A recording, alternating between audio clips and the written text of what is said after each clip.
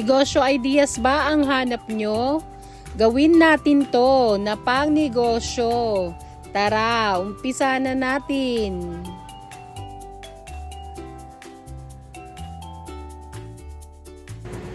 Gagamit po tayo ng 3 cups ng coconut milk. Bali po yung ginamit nating nyog dito ay 3 malalaking nyog. Pwede po bang maglambing? Paki-comment naman po kung saan ang inyong location para malaman ko po kung saan umaabot ang ating mga videos. Maraming salamat!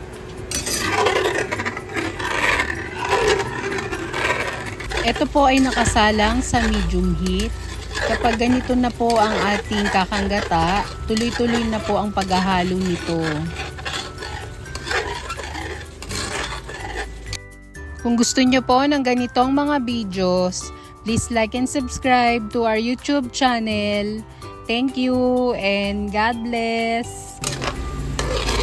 At kapag ganito na po ang ating latik, pwede na po ito. Isi-set aside muna natin.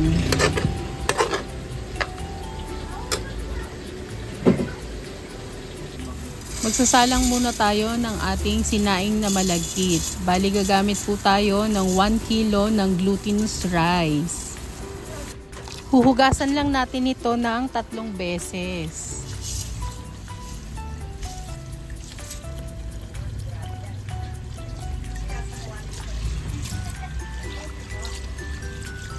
Sasabawan na po natin ito. Bali ito po ay pangalawang gata, 1 liter po. Tapos maglalagay na rin tayo ng 3 dahon ng pandan, pandagdag aroma.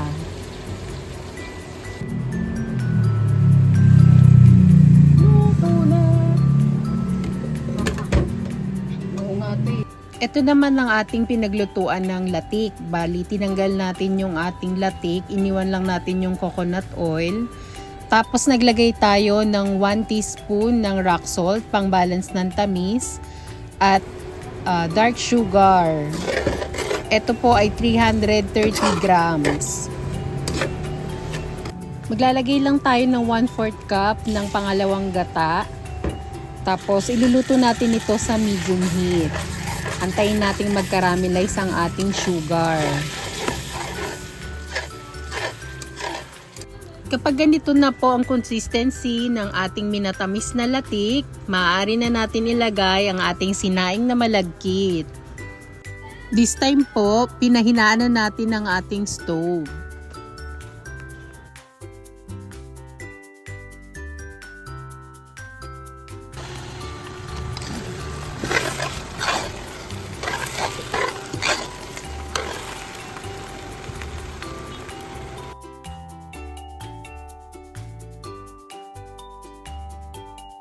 Hahaluin lang natin ito hanggang sa mag-well combine na.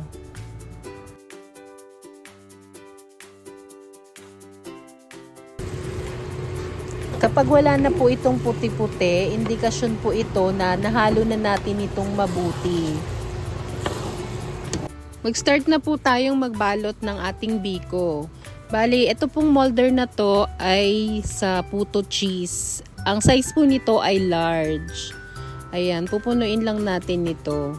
Tapos, ilalagay natin sa ating ginupit na dahon. Tapos, gayahin nyo lang po yung ganito. Madali lang naman yan.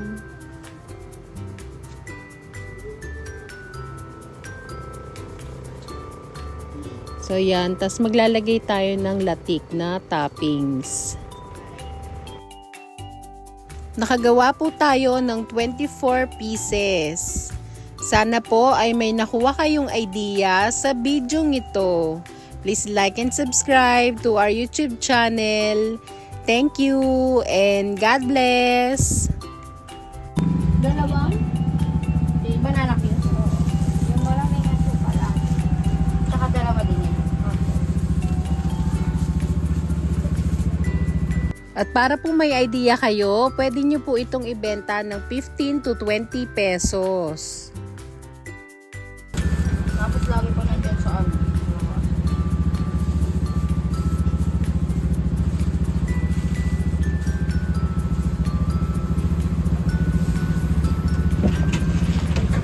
Ano pa ba ta? Banana cue.